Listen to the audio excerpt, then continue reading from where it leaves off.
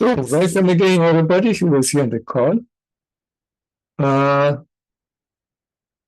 so, today we're going to speak a little bit about stress management from the perspective of Christian entrepreneurs. How do we deal with stress? Stress is surely something that most of us are facing. So, how are we dealing with that? Let me the PowerPoint here. Just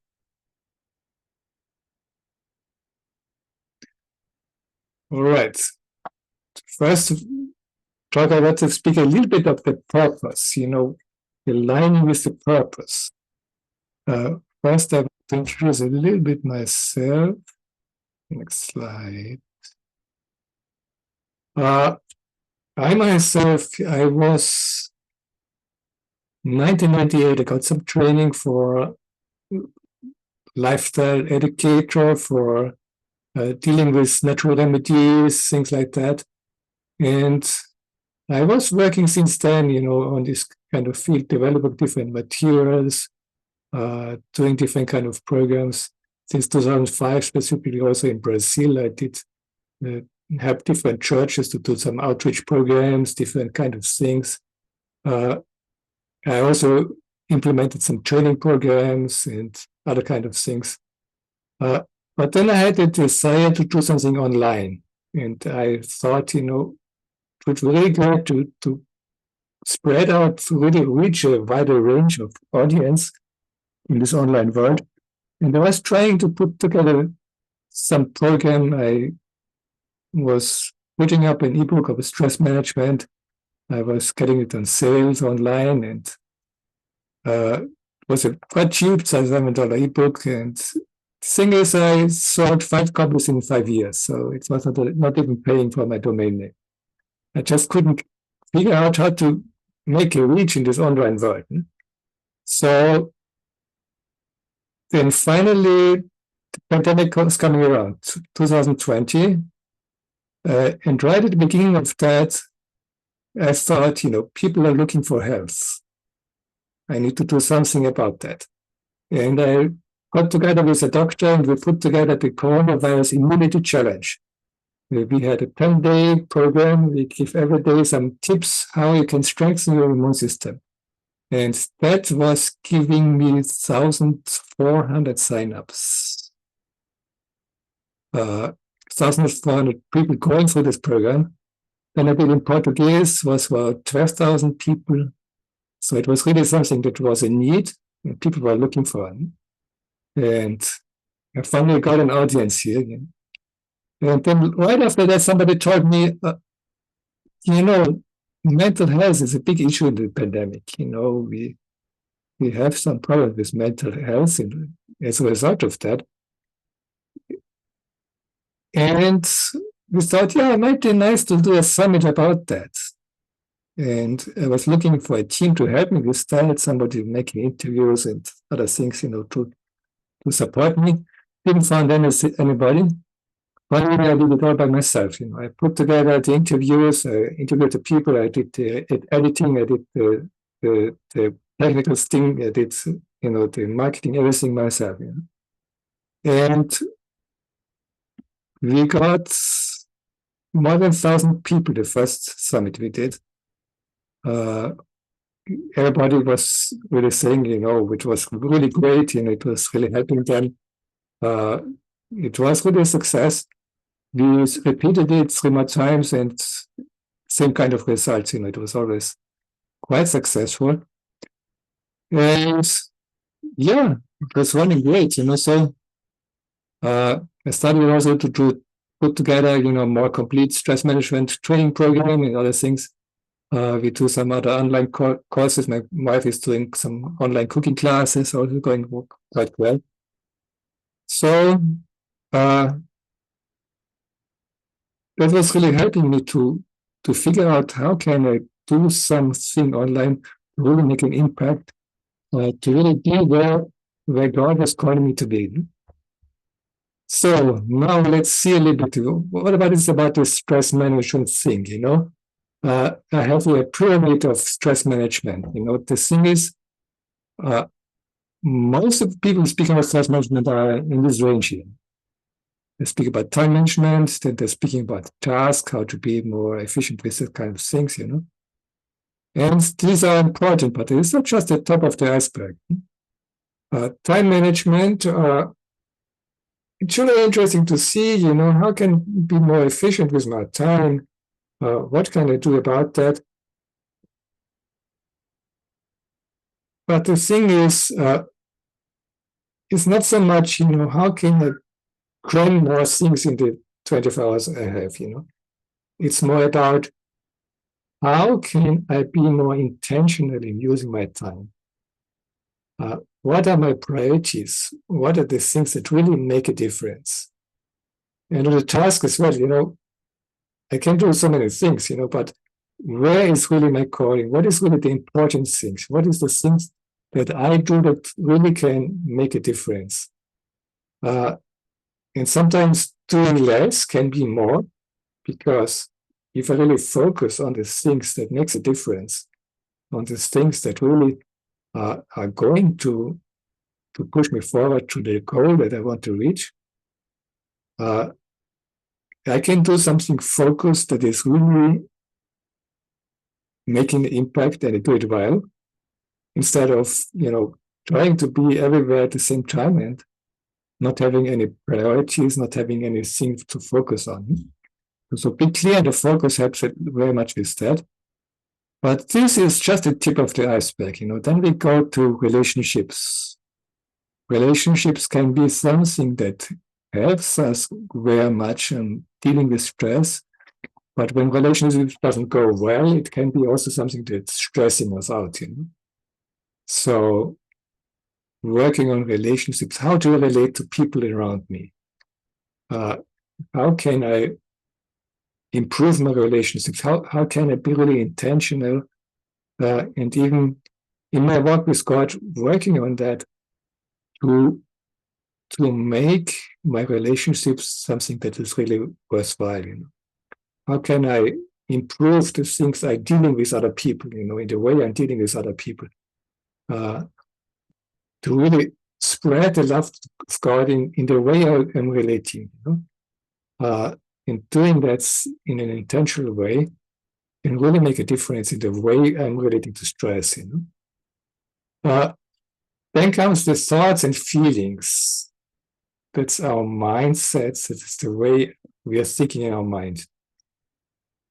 And that's the thing, most people don't realize how much difference that makes, how we are thinking about the way things are around us.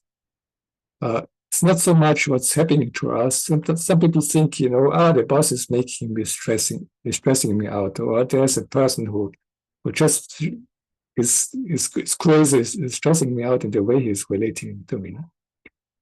But the thing is, that person can't make you stressed out. It's your decision. It's your way you're interpreting the situation. If you're thinking, that is really crazy, what's going on around me, it's out of control, I don't know what to do next, that kind of thing that's stressing you out. But it can be somebody in the same situation is thinking, okay, maybe the person is not very nice, but I don't need to be wrapped up about that, Let's take an example, the boss is coming to the room and the boss is just, very much angry with everybody. And there is one person who says, what did I do wrong? That the boss is yelling at me. The second will say, how dare the boss is treating us this way? It's not just what he's doing, The third one is saying, let the boss alone, in a few minutes he will calm down, it will be everything all right. So the way we interpret the situation is really making a huge difference if we're going to be stressed or not. So our way to dealing with the things, and the way we are seeing things around us is really the most factor that is most deciding if you're going to be stressed or not. So we can do a lot in working on our mindset, working on how our thoughts reacting to things, how is it emotionally affecting myself. The emotions are many times the results of our thoughts, We really need to work on controlling our thoughts, and it helps us a lot to be in control of the situation. And then the last one is the life purpose. And this is really something like a foundation here. It's probably the thing that's going to influence our stress response more than everything else. Are we at the purposes of our life and the things we're doing? There are many people who just, doing things because they need to make some living. They need to get some money in some way, but they don't really like the things that they're doing. It's just, because they need to pay the bills, they're doing something, But if we are really aligned with the purpose, if you're aligned with the things you really want to do, then there can be many difficulties around us. There can be things that are kind of wrapping us up. There can be obstacles in the way, but we find a way around it because we know why we're doing these things. But if you're there, we need to do something to make a living. We need to do something, but I don't really like what I'm doing. That's the person who are going to have a burnout about 5 years down the road, because he does something that he doesn't like to do. He doesn't see the purpose in the things he's doing. He doesn't see it's something that is going to really get him where he wants to be in. So finding the purpose makes a lot of difference in the way we're approaching stress. It's really something that like a foundation when it comes in controlling our stress. And there are often many misalignments in the way that we are dealing with the things around us. There can be different kinds of misalignments in our business, especially. It can be ethical conflicts. If the mission of our business is in conflict with my values, I have a problem. And as Christian, you probably don't want to be in that situation, If it's really something that I consider as ethical incorrect or something that I cannot really support myself, then I'm constantly living in a crisis, It's not something I want to be in. There can be some more subtle things like company culture that is misaligned with my values, like I going into deceptive marketing practices.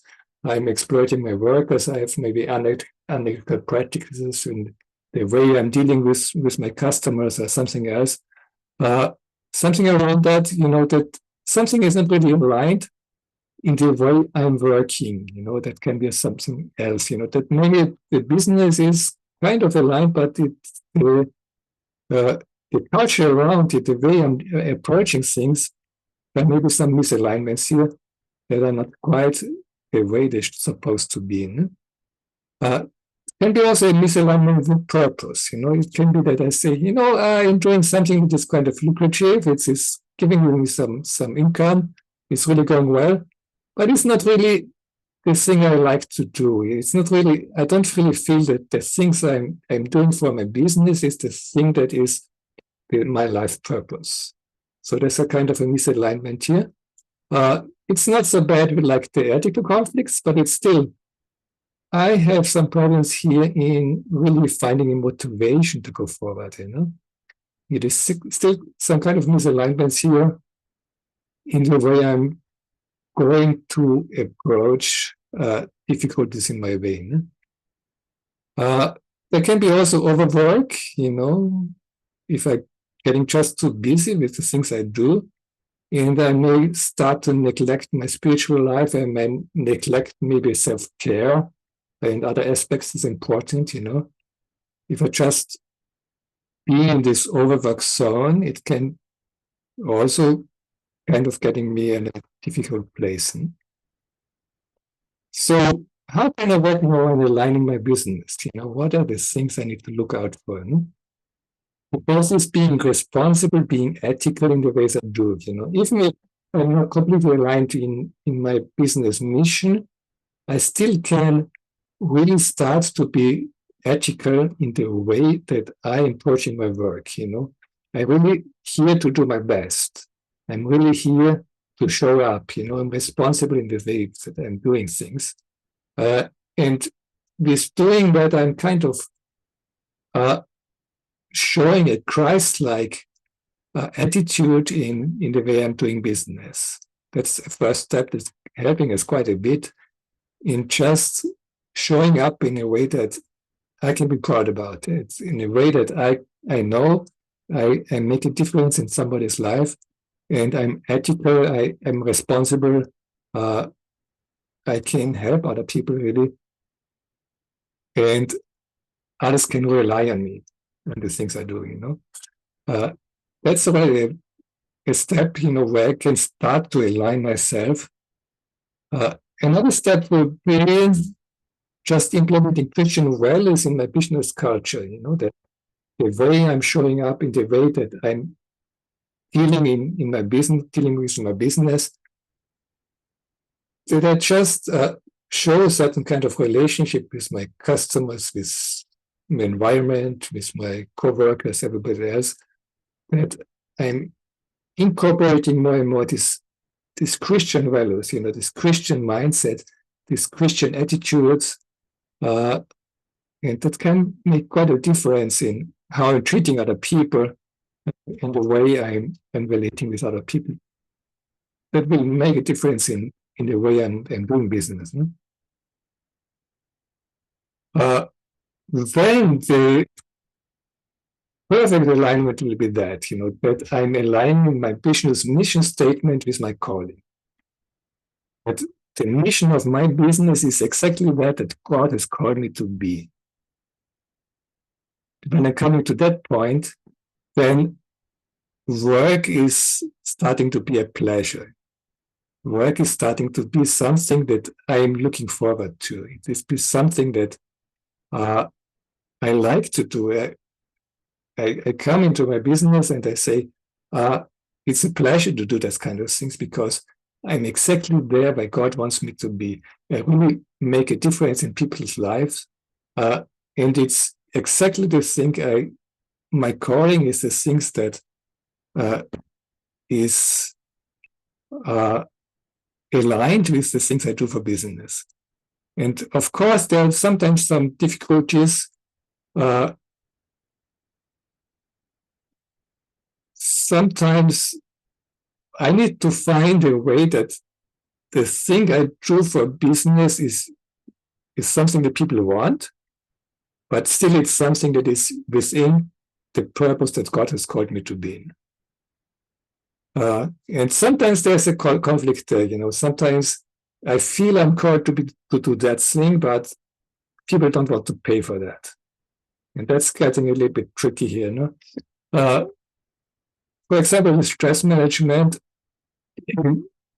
not always it's so easy to sell because it is something that people say, yeah, maybe I need some help with that. But if they are not at the point that they really say, if I don't change this thing, it's really, I'm going to be off very bad. I'm going to be desperate for help. Many times it's difficult to sell the thing. But the more people say, if I can't resolve that, I know I'm in trouble. That's a thing that kind of sells it quite a bit easier. And sometimes we need to find this sweet spot, between the things that we feel ourselves to be called and the things that people really want to buy. It is something that we sometimes need to work out. But for sure, if we come to this point that the thing I'm doing is really aligned with my calling, then things really start to change quite a bit, Some people are examples, some people in the Bible that were really aligned with the calling, Joseph, for example. Joseph was coming to Egypt. He didn't come there because he wanted to. He was sold as a slave, But as soon as he came there, he did his best, He really was showing up. He was responsible. He did his best. And he was climbing up the ladder there, until he was getting into trouble, he was getting in jail. It was an unjust thing, But then he was a few years then in jail. And from there, he was called to the second highest position in the country. That's because he chose to be responsible. He chose to do his best in the situation he was. He chose to give his life to God and just do the best he could. And God was honoring that, He was used by God in a powerful way. And when his brother was coming there and kind of asking for forgiveness and things like that, were afraid of him, he was saying, God was calling me to this country for a purpose. You were meaning something bad for me, but God was doing something good out of that. He was calling me exactly for that purpose, to save a nation and to save yourselves, I had a calling here. God was bringing me here to fulfill a calling. Another example, Nehemiah, he was a man, he's quite a figure there, he was there at the court of the king, and he was also a person who had a calling, he said, I want to go back to Jerusalem to really rebuild the city. I want to build these walls that the city is going to be safe, And he was coming there, and it was quite an endeavor, Nobody was really believing in this mission, but he found a way to really get everybody behind and to be focused on a goal and get the work done, And there are many other things he did in the meantime, in some important leadership principles that he's showing there, but quite a figure there, Daniel as well, Daniel was coming as a slave to Babylon, he was prisoner of war. But coming to the court of Babylon, he decided, he purposed in his heart not to defile himself. He purposed in his heart to be faithful to the calling God has given to him. Even in this, quite difficult circumstances, he decided he's going to be faithful. And for that reason, God was blessing him in powerful ways, The king was finding him 10 times wiser than even his teachers, all the teachers together, Imagine the scene, The king was putting him into leadership positions, exalting, he was the second highest in the kingdom. And then, when the dynasty changed, it changed to a completely different kind of leadership. He was still in the leadership position, even if the dynasty was changing, That was quite a thing, So he had a powerful impact about different nations, Paul is also an example, He was called to be an evangelist. It was very powerful. And the thing is, even being an evangelist, sometimes he resolved to do tent making. Tent making was not his first calling, but he used that because he needed some finances for his mission, But even doing that, he had some important principles. First, he did his work with excellence. He did a job that he could be proud about. He was showing, diligence in what he did. And he used every opportunity he was in contact with people to minister to the needs, to spread the message he was called to teach. He used these opportunities wisely. And if somebody needed some time to talk, if somebody needed some kind of a deeper conversation, he also found time, to lay his business aside and focus on the thing that was important for him. So even in these few moments where he resolved to do tent making for his living, he was really intentional in how he was using that to spread the mission he was called to do. Esther, another interesting figure, Esther was married with a pagan king. It was not an easy situation, not exactly that kind of relationship that I may be looking for as a Christian.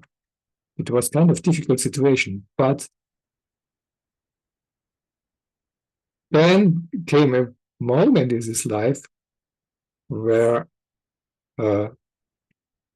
she needed to speak up. There was a moment where, as I said, who knows if you were called to the court for such a time as this? And she really used the situation, and she really showed up. She really made a difference. She really, in a tactful way, was bringing the king to understand the issue. And she saved not only herself but the entire nation. And it was really a courageous thing that she did, and it made a difference in people's life. So to wrap it up, how can I find some kingdom-minded business goals? First of things, I want to serve others with integrity. I want to really have integrity in the things I do. Matthew 22 says here, you shall love your neighbors as yourself. Do I really treat the other person the way I want to be treated? Do I really give my best? Do I really show up in a way that I can be proud of as a Christian? Are my goals aligned with this kind of things? When I do some business goals, are they aligned with these principles here?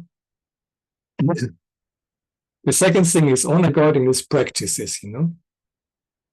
Colossians 3:23 says, and whatever you do, do it heartily as to the Lord and not to man.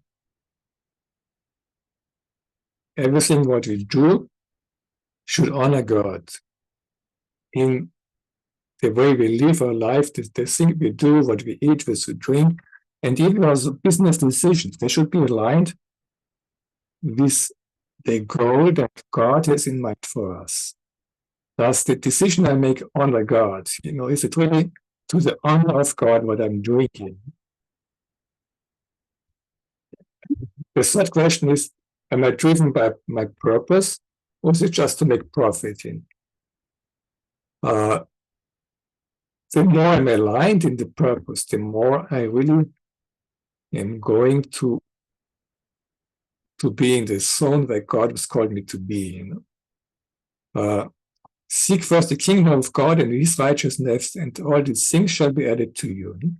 Sometimes I found, when I do the thing that God has called me to be, God is making some ways to provide my needs. And not always it's coming, the way I want to, and maybe not always I'm getting in abundance, but when I'm aligned with my purpose, when I'm doing the things that God has called me to be, he finds a way to provide for my needs. That was an experience I did many times. So seek the kingdom of God, find out what is the calling, do the things that God has called you to do, and he is going to provide. He's going to bring you there where you're supposed to be. To the end, I have a text here. Up, going back here. Matthew 5, Jesus saying here, you are the light of the world. A city that is set on a hill cannot be hidden. Nor do the light a lamp and put it under a basket, but on a lampstand. And it gives light to all who are in the house. So let your light shine before men, that they may see your good works and glorify your Father in heaven. So in the decisions we do, in the business we do, are we letting our light shine? Are you aligned with the things that you're called to be? Is your business a lighthouse in the community? Is it something that really makes a difference? When people come into your place, do they feel really the influence of Christ in the things you do? Are you living the purpose God has called you to be? You know, if you're doing that, you will find that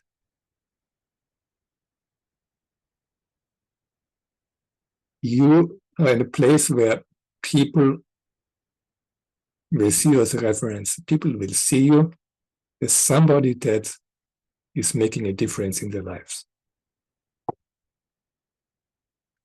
All right. Anybody has some comments about that? Some questions, comments so far?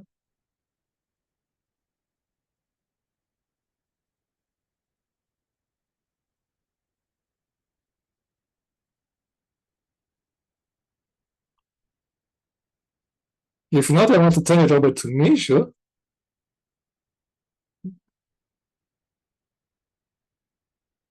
Stay consistent, focus on the Lord, and find out the purpose.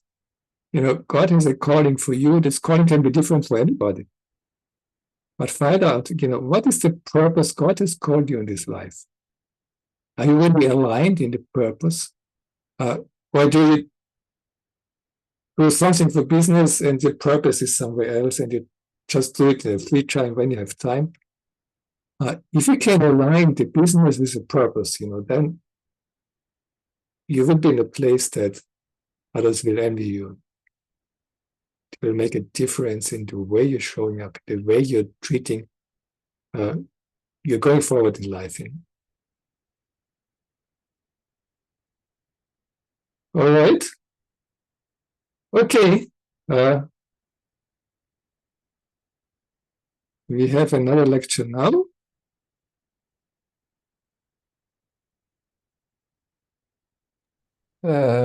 Martin, there is another text from Sandy, so you can maybe check. Okay. Your purpose of your purpose, but have no resources to it.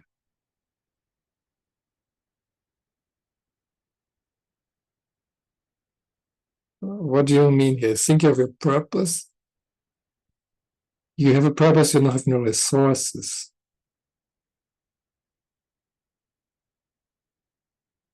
Well, if God is really calling you to do something, He will provide what you need. Some way.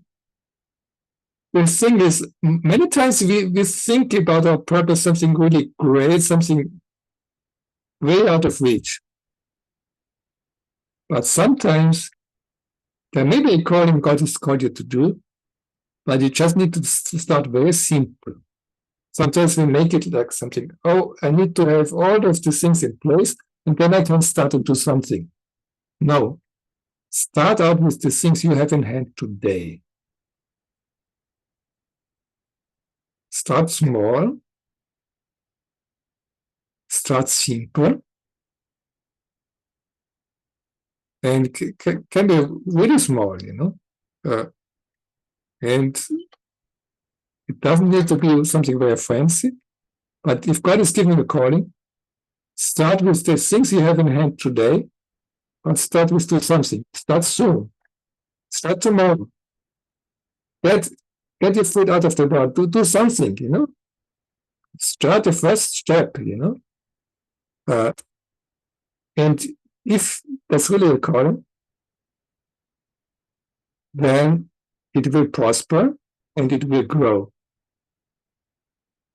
I need to start to do something.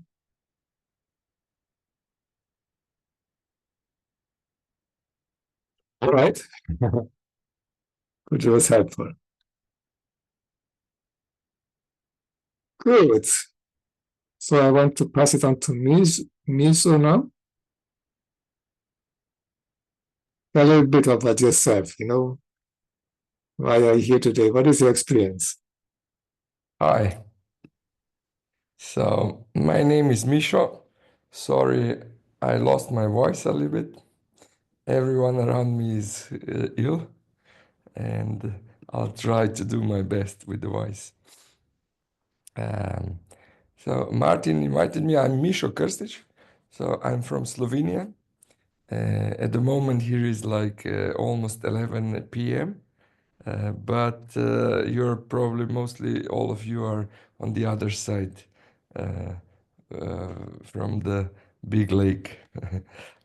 So I'm here to tell you a short story, a life story, my own story, and we will talk about burnout tonight. And I will start in a way with regular things about burnout that you would hear in the world, what people would say, and that how they are treating it, or how they deal with it, or what are the symptoms. So, burnout, I need to say that I was born in 75, so I didn't hear word burnout for a long, long time.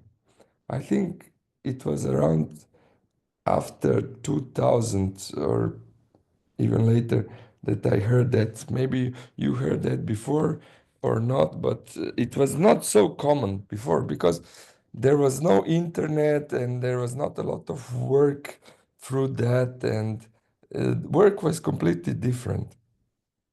So later we go more burnout there is, which is very interesting. And people were working the same job at the same job for 30, 40 years, and that was it. And today everything changed, and you can get into burnout in a couple of years, and then you need to change completely everything to change life, to change if you want to change, if you want to live without stress. So I will read you a couple of things what they are saying today about burnout. So burnout, actually, I hope nobody from you had burnout in this group, but if you did, we will go through and you can ask questions, and you can also comment, and you can just jump in. Well, burnout is a state of emotional and physical and mental exhaustion caused by excessive and prolonged stress. It occurs when you feel overwhelmed, emotionally drained, and unable to meet constant demands. Constant demands. Okay, remember that. So, and it says, what are the 7 symptoms of burnout? So, the first one would be severe exhaustion. You can barely get up in the morning. Second would be excessive workload. Third, cynicism. Fourth, emotionally draining work. Fifth, absence of positive emotions. Six, catastrophic thoughts. And seven, the personalization. So these are all the like uh, beginning, or you when you're already there, points where there is a alarm or a red light already starting to work. So, and we go further with the uh, second question, where it says, how do I deal with burnout? How do I handle burnout? Okay. So we need to look at our options. Talk to boss or with the coworkers and with about our concerns. It's important not to just put it under the carpet and wait, uh, and like everything is going to be better when everything can go much worse, and we can go deeper and deeper, and the hole is all the time deeper. So we need to seek support, friends, coworkers, or loved ones for real support, not to be alone in that situation. Try a relaxing activity. Look for activities that can help with stress. Get some exercise. So exercise or simple walk, it can be a game changer. And get some sleep, which is also very important. Sleep is important. So how long can burnout last? It takes an average time of 3 months to a year to recover from burnout. 3 months to a year. I know people who are there even longer. So how do you fix a burnout ASAP? Strategies to try. Get professional help. Recovering from burnout can be much easier with the help of a therapist. Alert your support system. Tell people what you need. Monitor your stress levels. Make a habit of journaling. Try different stress management techniques. Set boundaries. Okay. So we heard some things how it could be in life. Uh, and now we can talk without in about burnout in life without God. But let me read the last sequence here. Um, what happens if you ignore burnout?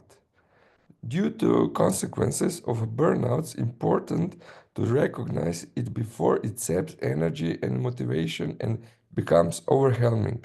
Since burnout can be a cause for mental ill health and could be a risk factor for developing mental health conditions such as depression or anxiety, it should be taken seriously. Okay, so I hope you're ready.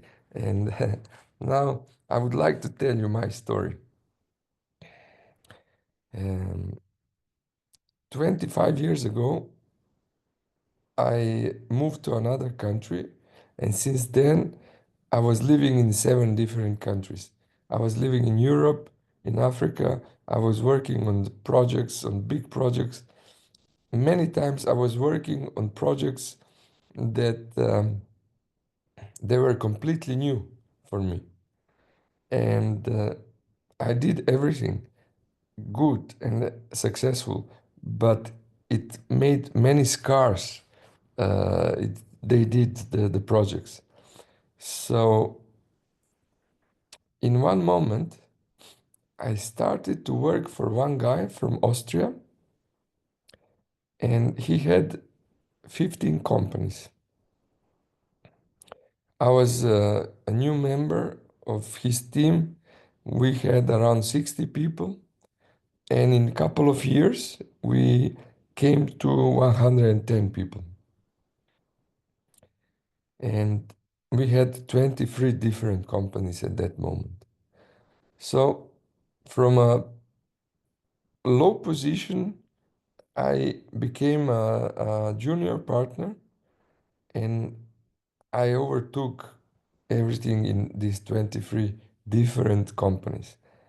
And of course, I thought I was young. I thought, okay, I can deal with everything. I'm capable. I did so many different things in my life. but it's different. And all the time, I was like to say close to God. I was going to church every week. I was active and so on. But with years in such a business, I had, for example, I had my one of my biggest clients in marketing and PR was Deichmann, which is it was the biggest shoe retailer at that time um, in the world with a revenue of 5 billion euros or dollars. Anyway, a lot of money. And they were very demanding. Even though I had a big team, there was a lot of pressure. And from beginning, when I started working, I was so excited. It was like honeymoon. Excitement all the time. I was waking up in the middle of the night, writing down things not to forget, what's good for business, what to do better, to improve, and so on. And that's, interesting when you are doing it from that excitement, you don't sleep, but you're good. You go and you work every day 12 hours, 14 hours, and you go and you go and you're winning and winning, and the business is bigger and bigger. But, and also the cars are bigger, what you have, and everything is bigger, and you think you're so successful and you're so cool.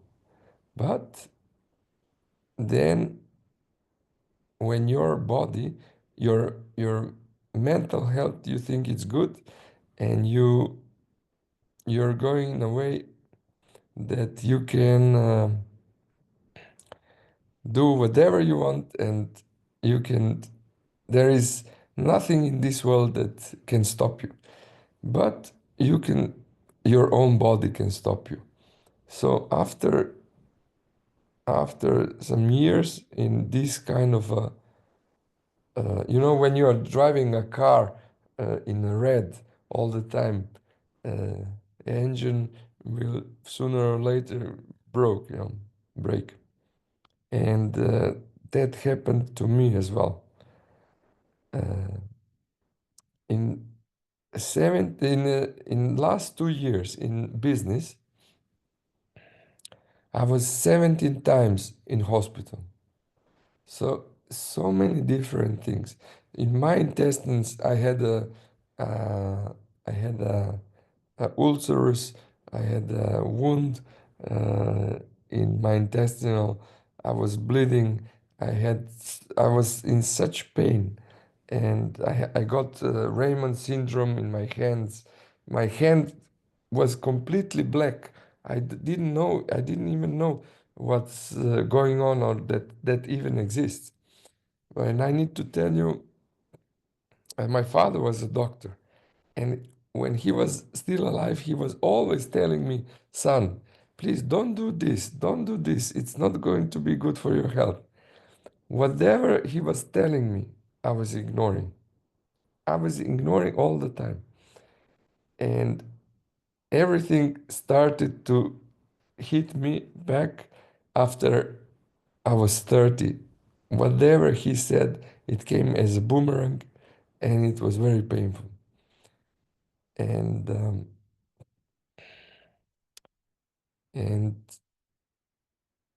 in this pain and great success in company and all the companies, I was totally down. Even though I'm telling you, I was going to church, like I was praying, but that was not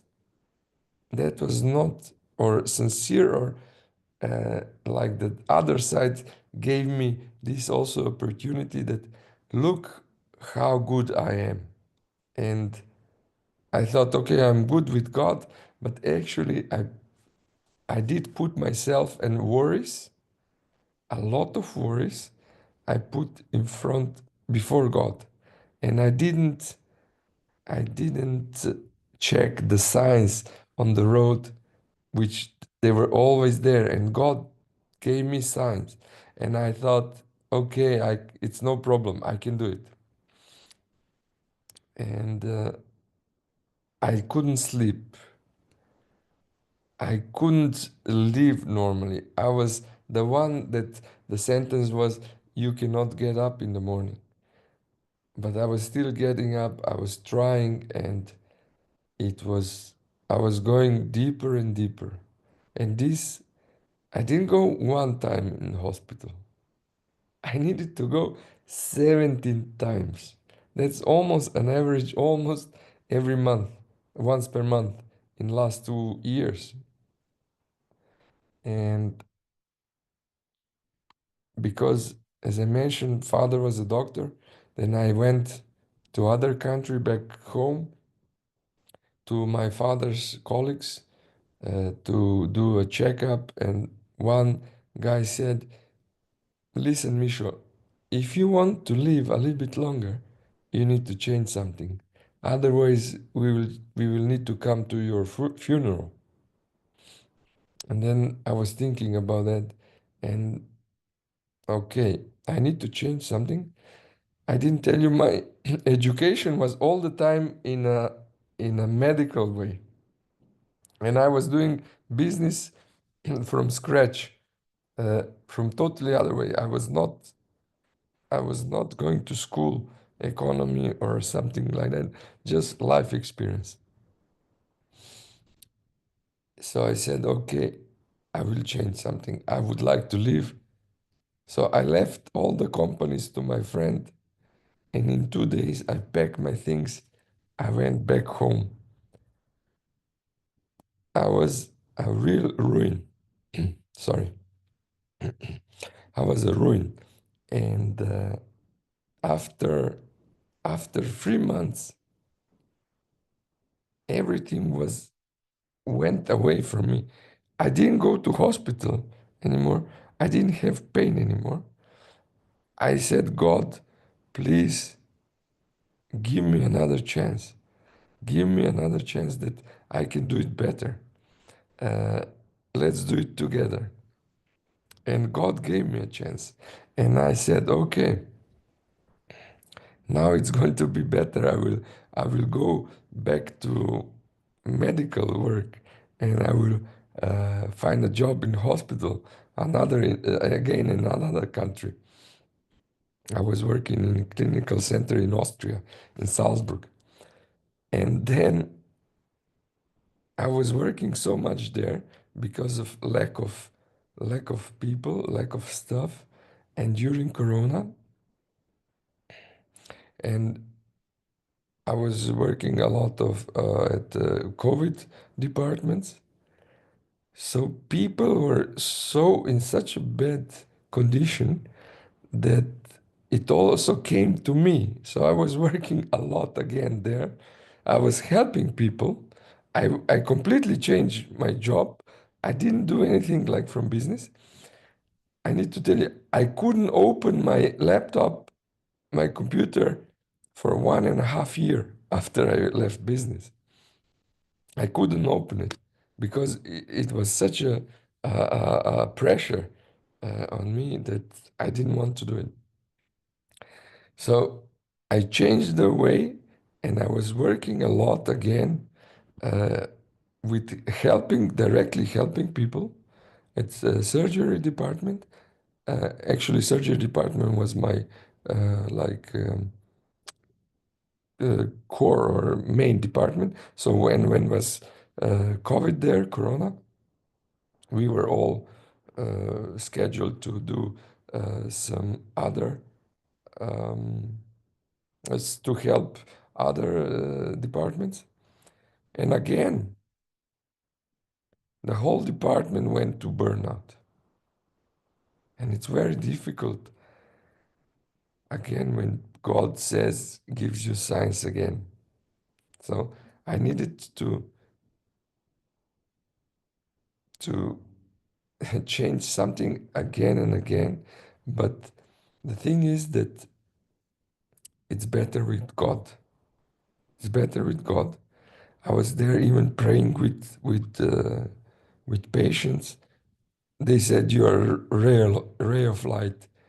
everything is better when you're at work. Everything works much better. But again, when there is lack of people, when you are free, they call you because there are no people to work. And to find this balance, it's better to leave everything and to say, God, okay, give me what you want, put me in a place that you want.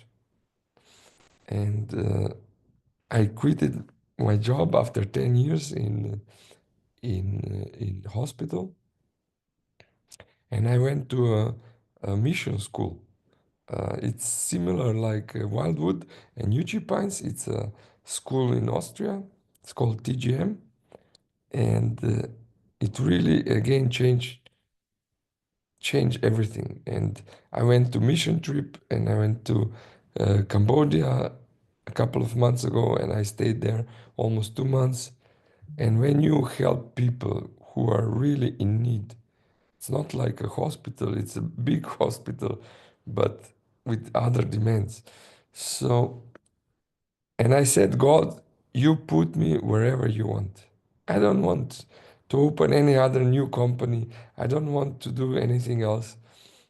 God gave me also, I had opportunity to work with Barbara O'Neill. And this year I will do a couple of events with Barbara, which is great. So God is opening doors where we don't even know where we can be, but if we trust Him, it's very important that we go from beginning and trust. It's really, really, really important, and it's easier for us if we go with Him, that we ask Him, what do you want from me? Where do you want me to be? What can I do for you? And everything is like um, much, much, much easier. So to explain, Barbara Neal is a health educator, and you work together with her, no?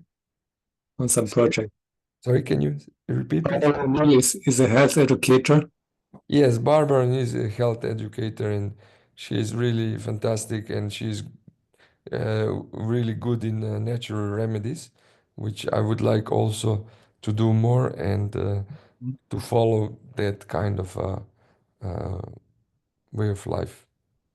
So you started to put God first, and He's putting you in places where He can serve, and He's using you in a quite different way. Yes, yes. Man, great. I need to just shortly, I need to tell you one more thing.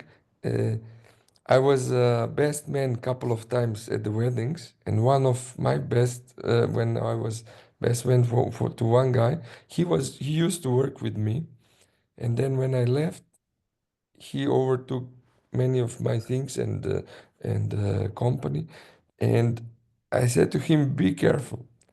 You know what happened today? He was operated for the fourth time. He didn't want to get away, and he doesn't know God. But now I was praying with him, I was praying with his family. He didn't want to let it go. He had success, but a lot of pain with his body and a lot of problems. So we should be we should be more careful. So He's getting there where you have been. Yeah, yeah. Yeah. All right. Anybody has a question for Misha in the comments? Somebody Yes, saying Sandy wrote something, and yeah, we completely agree with that. yes. Yes. All right. Need to know how to really work on overcoming this kind of thing. Yeah, Well, I just wanted to say thank you very much for those presentations, especially that last one resonated well with me. Very encouraging testimony of how the Lord led you. And I think this was exactly what I needed to hear. Praise So the Lord. whatever the Lord, whatever the Lord had desired.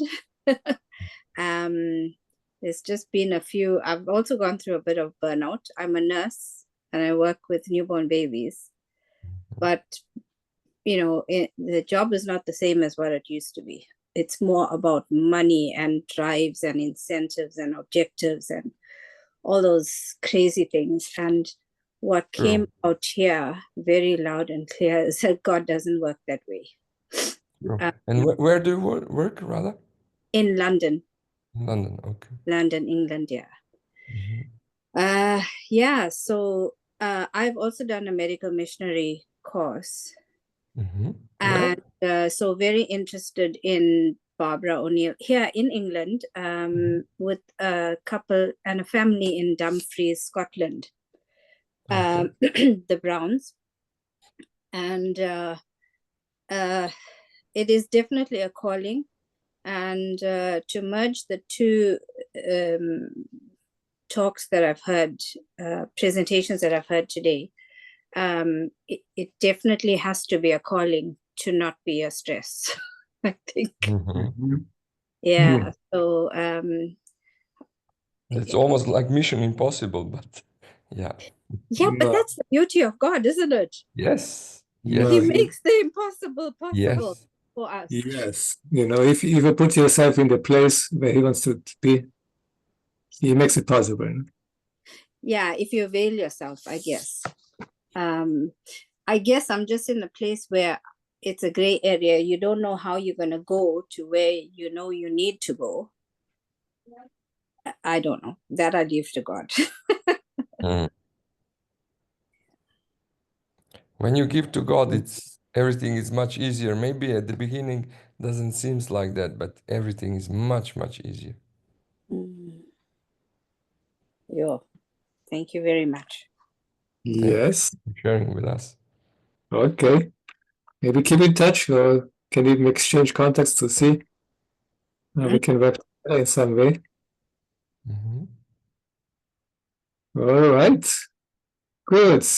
Good to hear this feedback also. Let's get into another presentation. Just get with the PowerPoint here.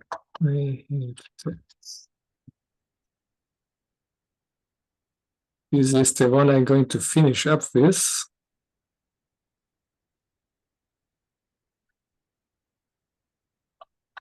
So, I want to speak about the 7-step action plan for stress management.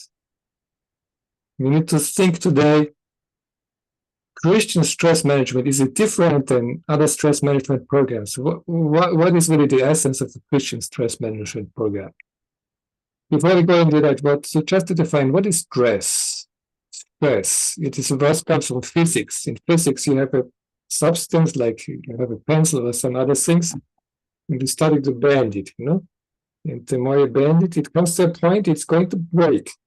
And that is the stress point. The point of pressure it can resist without breaking. And the thing is, we as humans, we also have a stress point. We have some kind of pressure we can resist, You have here, some kind of stress is even helpful. If you don't have anything that's stressing you out and no kind of incentive, you're probably not going to have the performance you could have, You're kind of laid back, inactive, kind of these things, But you have this optimal stress level here. It's kind of something that keeps you busy, but you can handle it well, And it brings you to the point of optimal performance. But when you pass this point, this fatigue point, you're coming in the exhaustion phase, You have kind of an overload. And the thing is, when you have the demands going up, the performance starts to drop because it's more than you can handle.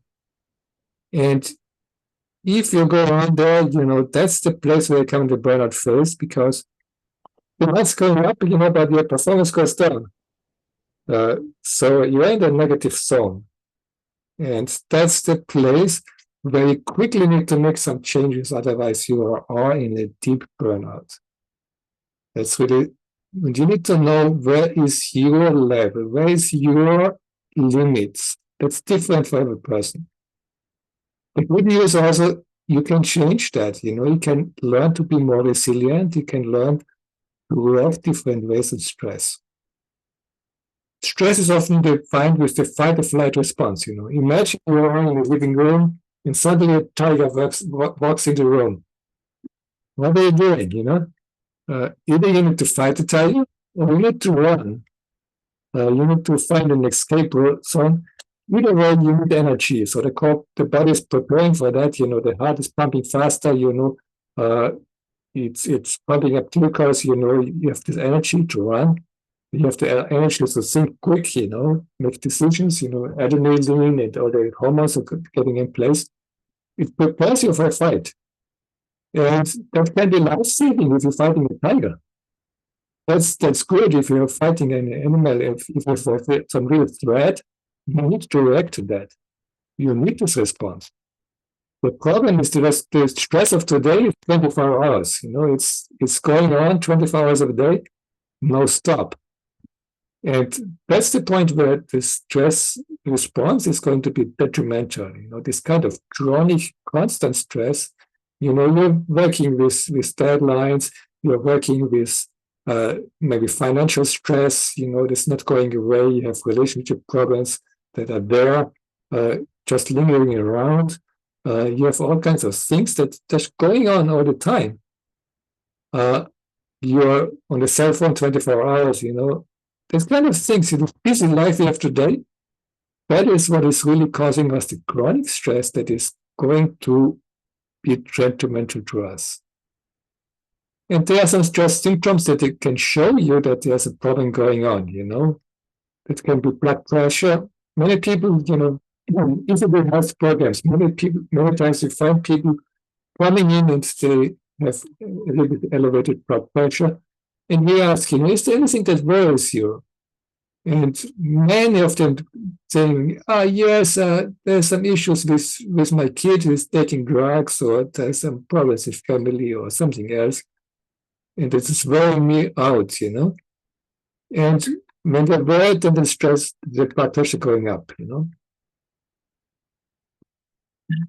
Many times, these kinds of emotional issues are involved with blood pressure, and stress is driving it up, Cardiovascular disease, with stress, blood clotting is also going to be more intense.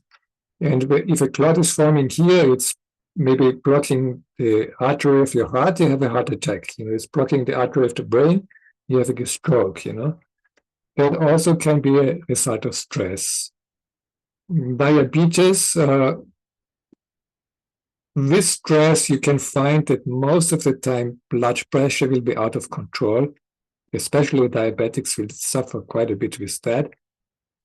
So stress is also influencing directly the blood glucose levels.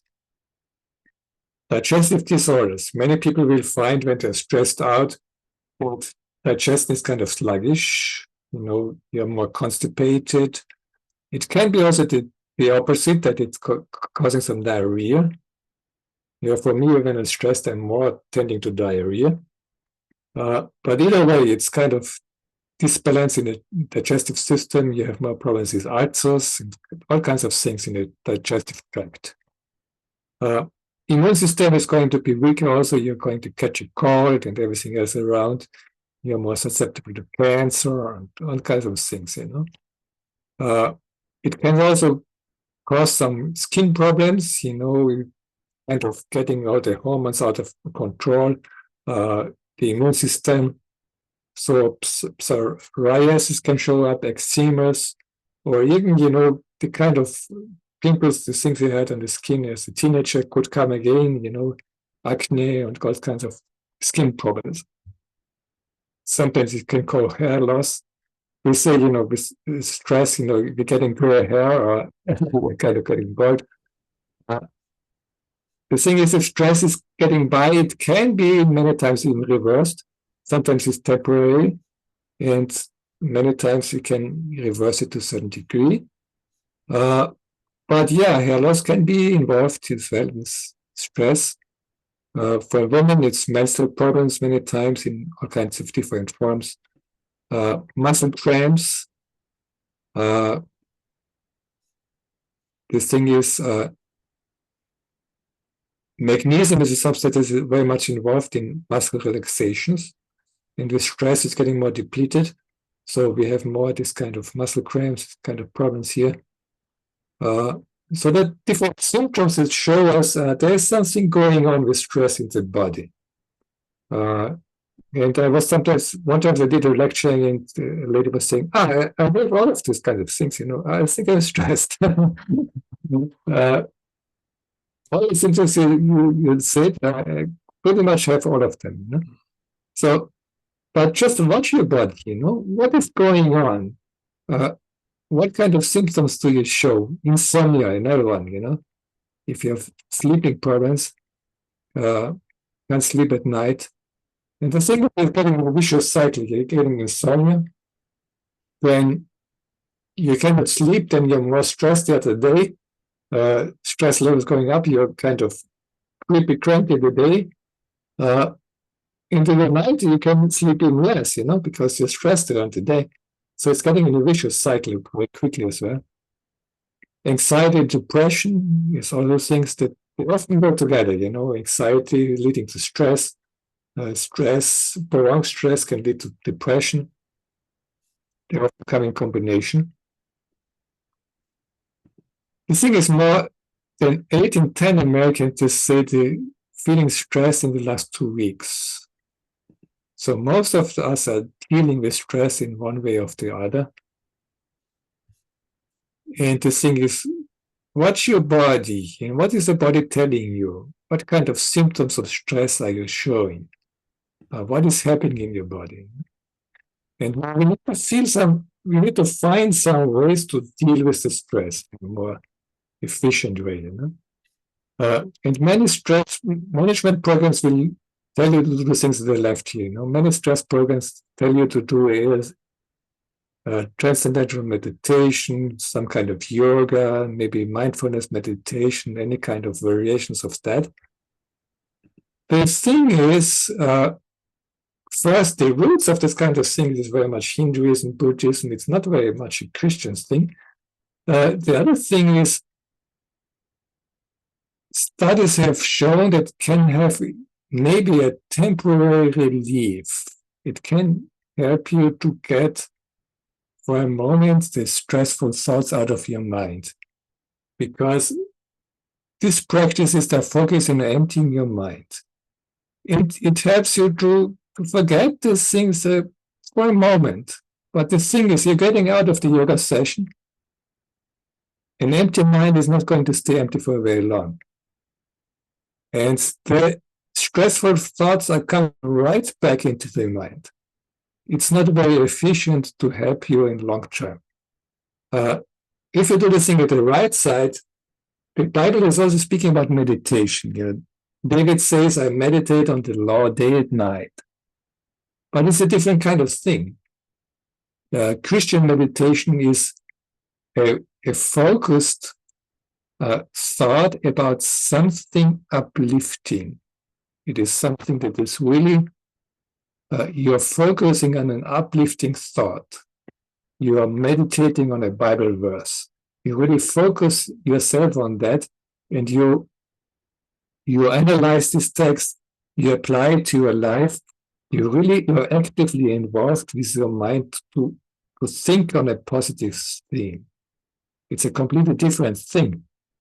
You can take, for example, this text here. Come to me, all who are labor and heavy laden, and I will give you rest.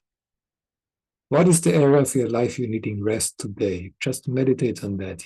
How can I apply that on my life? Can you take my yoke upon you and learn from me, for I'm gentle and lowly in heart. What does it mean to take up the yoke of God?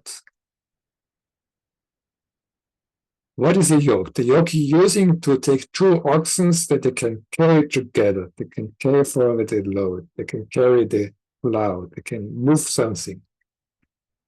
You're combining your forces here, The thing is, what is the yoke that God is giving to you? What is the yoke that Jesus is giving to you? He's not asking you to carry the load alone. He's not asking you to do everything alone. He is helping you. He's on your side. He will take care of these things. But also, taking up the yoke doesn't mean you just turn it everything to Jesus and you don't do anything. No, you're involved in this thing. You're together in the yoke. But Jesus says, my yoke is easy, my burden is light. It is not something that is going to press you down. It's not something that's getting you into burnout zone. It is something that he has designed for you to be just right. So think about it, What is the yoke that God is asking you to do? What is the calling Jesus has for you today? And if there are some things coming up today, ask yourself, is that inside the plan of God? Put up a prayer, ask God, is that my calling today to fulfill this need here? Or do you want me in another place? Where's my place today, just find out, what is your calling? Now we get 7 steps to control your stress. The first one is, don't treat just symptoms, treat the cause. If you are stressed out, find out why. What is it that is stressing you out? Where are your stresses coming from? Put it down on paper, find out, what are the stresses that's really stressing you out? Find the cause, It can be personal stresses, can be work stress, can be relationship stress, environment, something stressful in your environment, diversion. Even in the free time, we can be stressed out. Internal stresses, sometimes our thoughts about our feelings we have about self or something else, some conflicts we have. Find out in what areas are you stressed out? What is really causing you stress? And then analyze, what can I do about it? What stresses can I quit? What can I improve to deal with the stress in a different way? Is there a bigger stress I can divide in different tasks and find out, what areas I can change? You need to find some strategies. In our stress management course, we go into details, how you can really find effective strategies to deal with this kind of things. Also, simplifying life. Sometimes we have a blown up lifestyle, you want the newest TV, you want a big house, you want to have newest car. But to get that, you need to work. You need to work very hard to get all of that, So you're working extra hours to sustain your lifestyle. And, it's not done with just getting the house, not just done with getting the car. You need to maintain the car. You need to have some maintenance in the house. You need to clean it up. There's so many things involved in having these things around us, So sometimes a simple lifestyle can remove a lot of stress. And even the clutter around, the more stuff we have is causing us clutter, is causing us extra stress, moving things around, taking care of the things.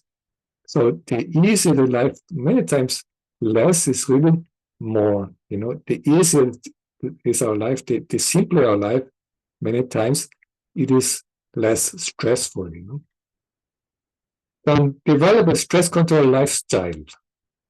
Our lifestyle can involve a lot, can improve a lot in our stress resiliency, The habits they live with cortisol levels. The cortisol is the stress hormone. With alcohol, with drugs, coffee. Many people, in order to go on with their life, to keep going, they get coffee, The first thing in the morning, 2 cups of coffee, just to get going. The thing is, coffee is just increasing cortisol levels, so it's an extra stress. It's kind of stress in the mug. You're drinking down its stress levels, It's just getting up stress in the roof, So, and then in the evening you can switch off, because you are just running around all the day. Then in the evening you have some sleeping pill or some other things to relax. We need to chat on that, what can we do in our life to really resolve these issues and reduce cortisol with a lifestyle. Sugar is another thing. Many times when we're stressed, we want to eat something that is kind of comforting, comfort foods, and we have some snack here and some chocolate there and all those kind of things. The sugar is not helping us because it's getting a spike of sugar up there, and then the sugar level is an hour later is way down. It's kind of a roller coaster ride all day with the sugar levels, and your brain needs a constant sugar supply. That kind of roller coaster ride is just driving you crazy. Sleep deficit is also something that is increasing cortisol. So what can we do? Exercise. The thing is, if stress hormones are high, you get up for exercise. Body is ready for that. What can you do? Get out, make a run. Run around the block. Get a good walk. Get outside, walk for an hour. Do something to really get this energy out and come back to home really tired and relax. It really changes the thing in the hormones, the neurotransmitters in the brain. It changes a lot to the exercise. It's really very efficient. Sunlight is important also. Get out in the sun. What was the last time you have seen the sun? Maybe you're working all day long and you don't have any time to see sunlight, natural light outside. When you're stressed, keep breathing. Just stop for a moment.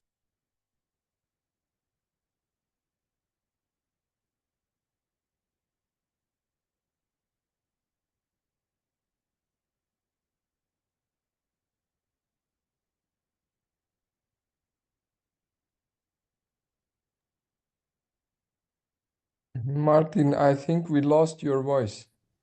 Yeah, I was Now, you didn't hear breathing.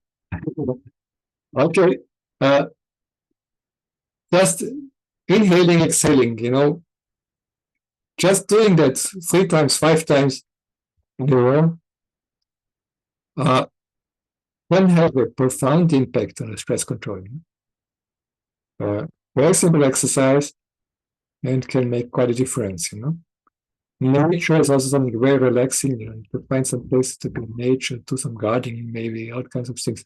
Nutrition can have an influence. There are some aspects of a stress control diet, like anti-inflammatory diet, foods that reduce cholesterol, specific foods that can help us reduce cholesterol. There are foods that can increase also serotonin. Serotonin is a feel-good neurotransmitter. And doing these kind of things can help us a lot to be more resilient to stress. And I don't have time to go into details what kind of foods are involved. Stress management program, we go very detailed in all of these things. You will find out how can really implement a stress control lifestyle. Sleep also very important. We said already, if you don't get enough sleep, you get in this vicious cycle here. You need to really watch out to get quality sleep. A day of rest is also very much important. And then the third thing, have a schedule to minimize your stress. Know how to get a schedule. Know how to set your priorities. This thing, we have 24 hours, Everybody has 24 hours. How do you use your time? Be more intentional how to really implement our time, to have some planning that really gets us the priorities right. Everybody's doing a to-do list, but how do you prioritize? What is the important things really going to make a difference? Take stress out of finances. Sometimes we're stressed out with finances if money is short. But we need to learn, loans, especially stressful, if we are spending too much, and then we need to take up loans or to pay back, in 24 installments and things like that.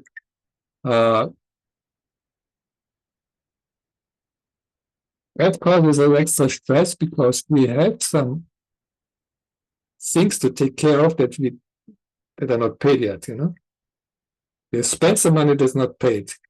So if you can avoid loans, is a big thing. So you need to learn how to make a budget. You need to learn how to maybe have some specific saving, to know how to be really intentional in the things how you spend your money, and make quite a difference as well. The fourth one is a big one. Get rid of perfectionism. What is perfectionism? Perfectionism is not doing the things right. Perfectionism is something that is there in the religious world, it is there in the private world, in the business world, in any kind of aspects of our life. But many people think, if you do things right, trying to do things right is perfectionism. No. Perfectionism is trying to define your self-worth by the things you do. It's trying to define your self-worth by the things you do. And then, when you make a mistake, it's kind of interesting. Also, 30% of general population have perfectionism problem, but 80% of the gifted population. And entrepreneurs are probably more like this range of 80%. I found about 9 of 10 people coming to me with stress problems. They have also some problems with perfectionism, and it's causing a lot of stress. There's a difference between perfectionists and high achiever. Both of them, there are some things that are the same. Both of them pushing themselves to the limits. Both of them are striving for excellence. Both of them are goal-oriented. But while the perfectionists focus on the failures, the high achievers focus on his achievements. While the high achiever strives to be the best he can be, the perfectionist just can't tolerate mistakes. Because he's defining his worth by the things he does. By the things he does, he's defining his worth. And when he's making a mistake, then his self-worth is getting a scratch. And that is causing you stress. Causing a lot of stress. Because you need to show up perfect in order to maintain this image. And it is something that is extremely stressful. Getting a sense of self-worth by the achievements, that is what the thing is stressing you out. And so where is it coming from?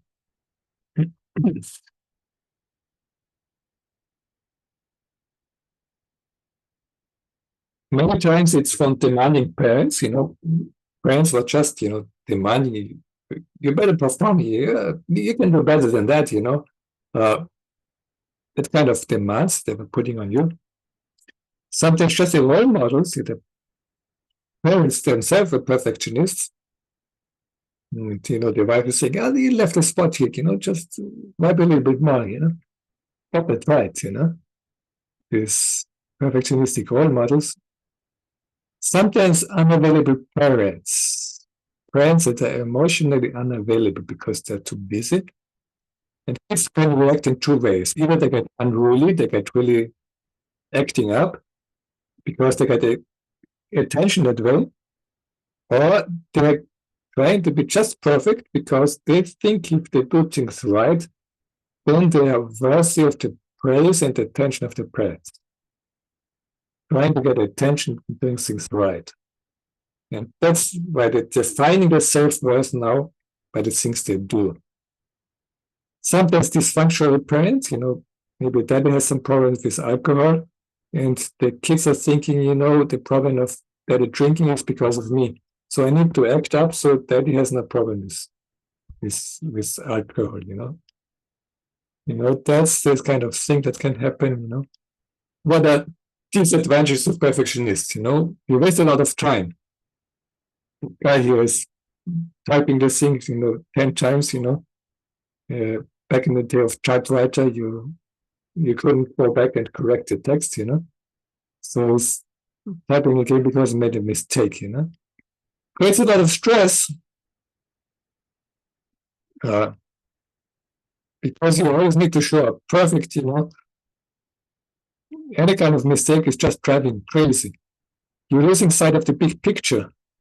You're focusing on little things and you get it perfect, and you're not focusing on the big picture, on really what opportunities you have, to develop yourself in a more holistic way.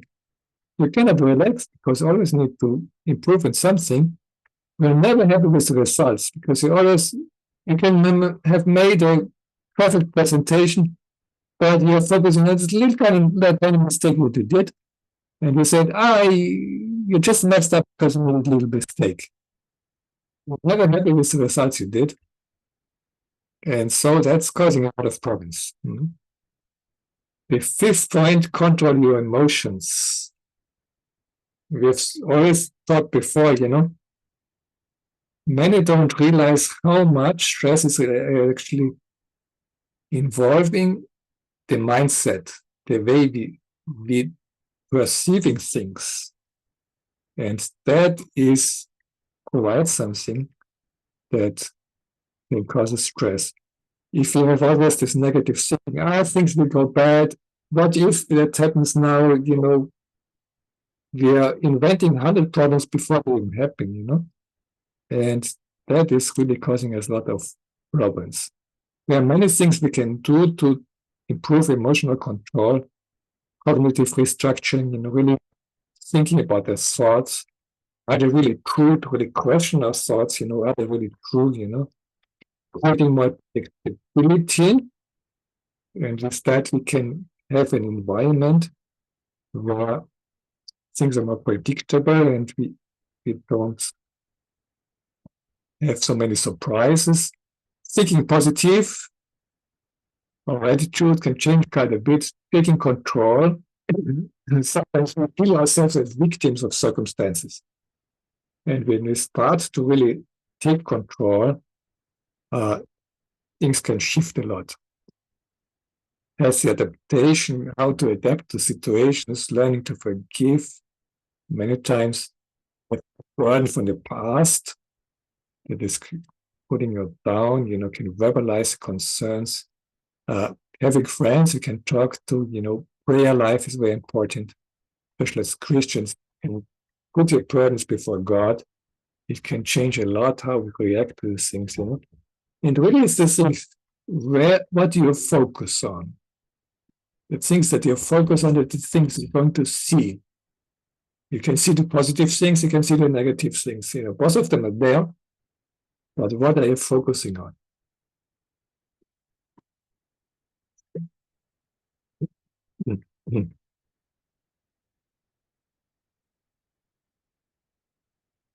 Jesus is saying us, if I tell you, do not worry about your life, what you will eat or drink, about your body, what you will wear.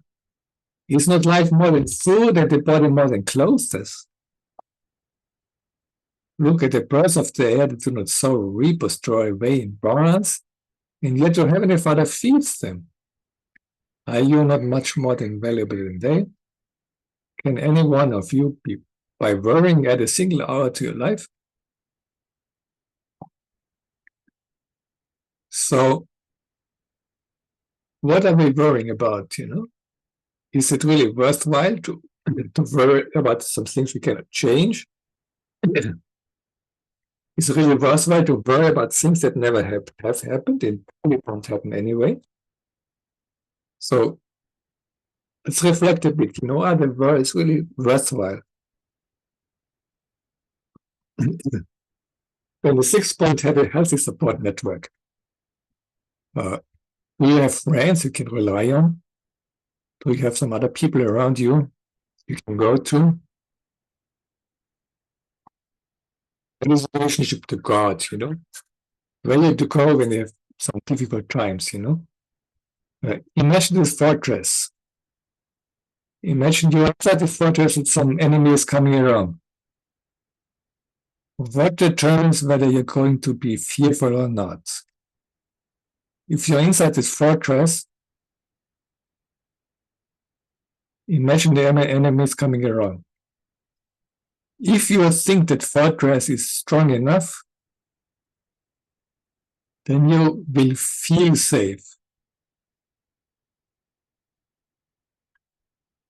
But if you are doubting us, maybe that's was this fortress built strong enough? Is the walls thick enough? Are we protected? Is there a way that the enemy can enter here?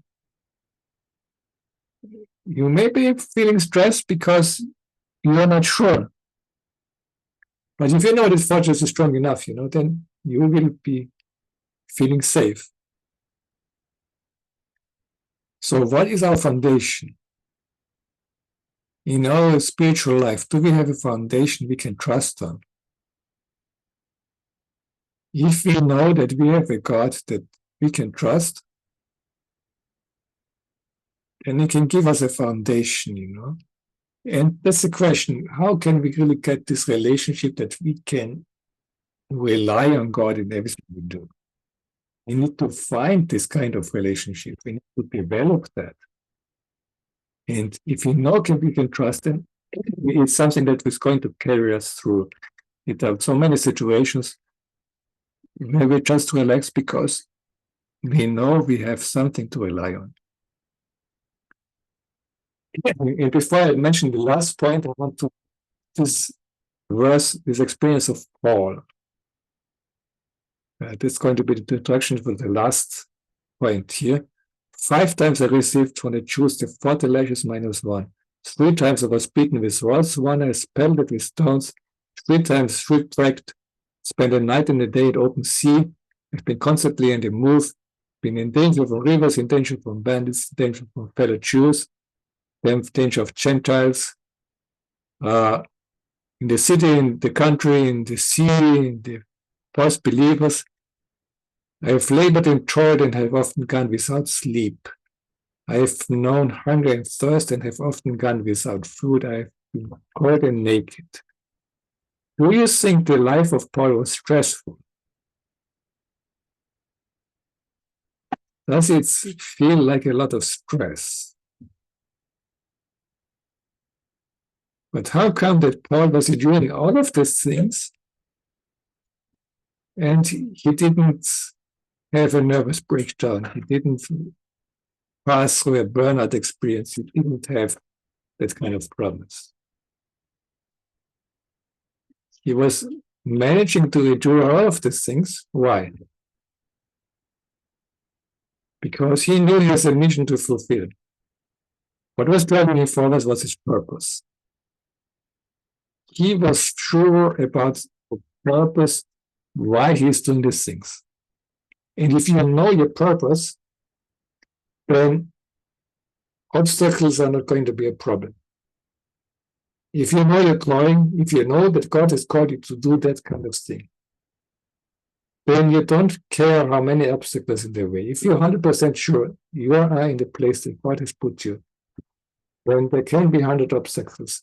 You're still going to go forward because you know your calling. And that is the thing. We need to be sure what has God called you to do. What is your purpose? Why are you here in this world? And if you find this spot, then life will be so much easier. Like you've said in the first presentation, we need to know the place that God has called us to be. And when it comes to stress management, it's like learning to ride a horse. Many times, if you learn to ride a horse, you get a trainer, you get somebody who's training you. And the first lessons, you really literally go in circles. The trainer has a leash here, and you're going with the horse in circles. You need to feel how it is to sit on the horse. You need to get the feel, get the bridle right, and everything else. And you're starting to learn how to ride a horse, how to treat the horse the right way. But when you have learned it, then it can be quite different. But what about this man, Either he has problems with the horse being unruly, or he doesn't know how to treat the horse. So he didn't learn how to treat the horse the right way. The horse is throwing him off and he's saying, the horse is treating me bad. And maybe he didn't learn to treat it right. But if you learn to do it right, you can take the horse on a sprint on the beach. You can jump over obstacles, can do all kinds of things, because you have learned to dominate your horse, So what is your relationship with stress? Is it like at the left? Does he say, stress is just throwing me around. Life is bad with me, it's just throwing me off, I don't know how to go on, things are just bad. Or is it like at the right, that you are in charge? You know how to control your stress. You know how to deal with the situation. And, life is going to be so much different if you know how to deal with the situation the right way. So we can learn how to deal with stress. We can learn how to deal with difficulties in life. We can learn how to relate to that. So do you need to learn how to dominate the stress? Is it important? Is it going to make a difference in your life? What does it do to you if your stress is out of control? Do we have these problems with the stomach ulcer and some other things? You feel that stress is getting too much on you. So what is it cost if you're getting a burnout? What is the result of all of these things? Is it important for you to learn how to control the stress? So we've developed this program here, Dominate Your Stress. It's a complete program, we have put together different kinds of materials. And it also includes us the Stress Mastery Questionnaire. If you have been at the summit, I've done a lecture on the 7 different stress warning signs that is very much involved with your mindset. And we have a questionnaire that is going to evaluate all these warning signs. It's going to find out, where are you, what is your stress personality, what are the things you need to watch out for, and you can have some, individual instructions. Then how can you deal with this problem, with the specific weak points that you have that you can deal in working on the kind of mindset issues, Then we have 12 different lectures. We're going to talk about stress symptoms. We're going to speak about stress addiction, stress sources. Where's the stress coming from? To really put it down on paper, eliminating the stressors, to treat the cause of the stress or the root. Stress control lifestyle, we've mentioned a little bit of that today. We go into detail how to implement that. Time management, what are really criteria for you to set priorities that are going to be really meaningful for you. Emotional stress control, we've just mentioned the points today, but we're going into detail how to really implement that. We're going to speak about perfectionism. There will be a lecture specific on that. We're going to, what can you really do to overcome perfectionism? Going to speak about boundaries. How can you set healthy boundaries? What are proper boundaries to set, and how can you really implement that? And also speaking about purpose, how can I really get to the purpose of my life? So we have 12 weekly meetings here. We have recordings of the meetings. We have an ebook to consult about all these contents we have. Then there's a practical worksheets. At every meeting, you have some worksheets to apply the content on your personal life to know how to really put it into practice. Then you have the test of the individual stress profile is this test that we mentioned here. And there's also one-on-one coaching. You will meet with us in the stuff, and we're going to really apply these strategies for personal life to find out, what are your weak points? Where do you need to improve? What kind of strategy can you use now to really reach the goals that you have to control your stress? So you might think, how much is it going to cost? Many people are going to sell these programs for a few $1,000s probably. but you want to make it really affordable for you. So the entire package, with the coaching, everything, it's $497. Or I can even supposed to divide it up. Or the economy package is, if they cost out the coaching and everything else, just not the private coaching course, it's going to be $247. Or you divide it in 4 payments of 62. So we really try to get a price that you can afford, that is easy to pay. And I will make another bonus. If you're ordering the program today, you just put your order there on this website. You're going to get the recordings of the summit as a bonus. It is another $67 value that you get as a bonus just for signing up today, And if there's some issues with payment, you can just sign up there. And we figure out there's an option, to manual payment. You will figure out payment afterwards. But sign up today that we have your contacts and we figure out how to work it out.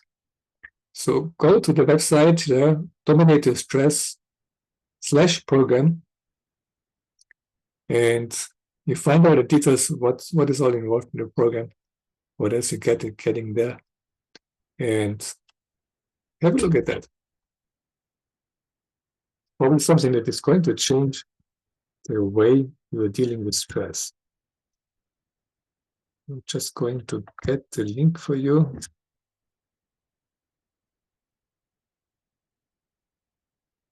I put the link in the chat.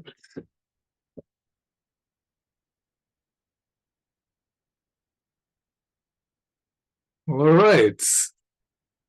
Any comments, any questions?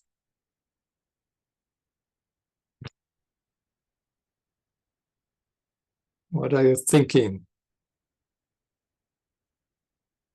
Was it helpful for you?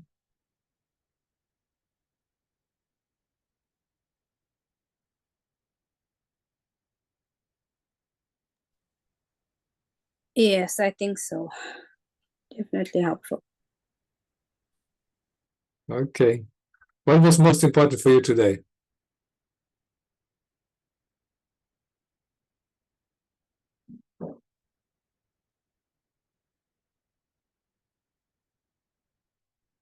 Not sure. I think the timing of it feels spiritually led. And also, I don't know, I think there were bits in every I think the whole presentation was very very good, very appropriate. It would be interesting to see what I don't know if time permits though, what the follow-up is like, because I've listened to a lot of talks about stress, but there have been really good pointers here, like the I took some notes. I don't know, there was a list somewhere that was really good. I just can't find it now.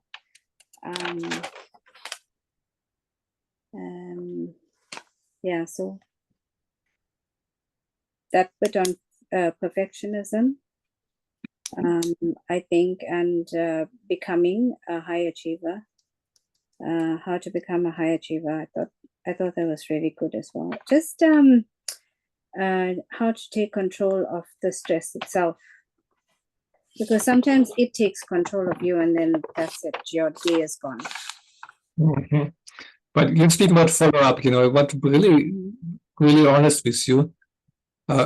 In this workshop, we can just give you some pointers. It's we don't have the time to go into details. But if you really need some help with that, then have a look at the program we have. The stress management program is 12 weeks. We go into details. We're really going to give you some tools in your hands that you can work with. And if there's any issues, get in touch with me. Let's talk. Let's see what can work out. And just get in touch, and we're going to see what is the best solution we can work with you.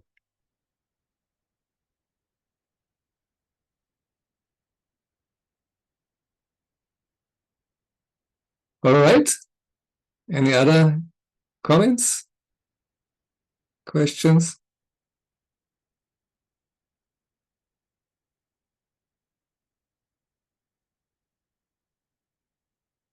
Otherwise, I want to thank everybody for being with us today. And hope to see you again. And maybe seeing somebody of you also inside the program. If you really feel that you need some help with controlling your stress, you need some more really support. And I think, we really did try to put together our best to have something in our hands to give you that's going to support you.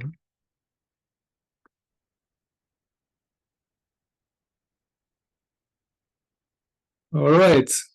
Mish, we have some final thoughts? No? There's no other questions. And thank you for being with us today. And we just see you some other times, or if you need some help, have a look at the program. It's really something we were trying to do our best to put together something that is going to change the way you're going to dealing with stress. Thank you for your attendance, and hope to see you, and goodbye and good luck. Good. God bless you. Bye-bye. Thank you. God bless. Bye-bye. Bye.